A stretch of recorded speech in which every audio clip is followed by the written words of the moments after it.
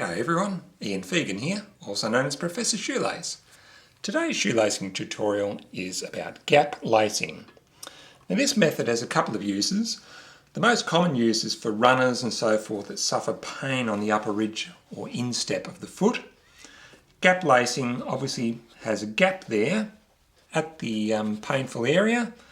Firstly, it stops the laces from pressing down into it, and secondly, it allows the shoe to open up at that point there.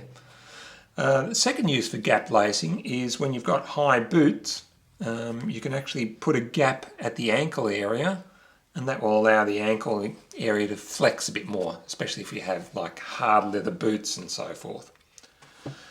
Now here's how gap lacing looks on my Ian Shoelace site, which if I animate, you'll see it's just basically crisscrossing up the shoe.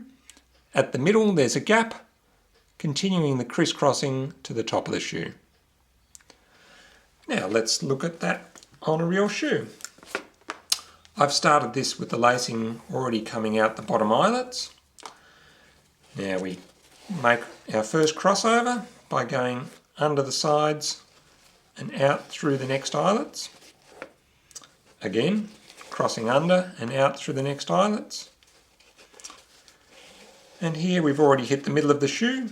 Now this is where we create the gap.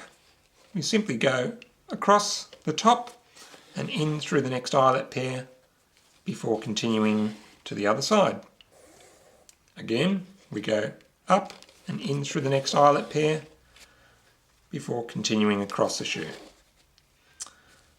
And then we finish as normal. At the top, tie your laces. I'm using my World's Fastest Ian knot, and that's it.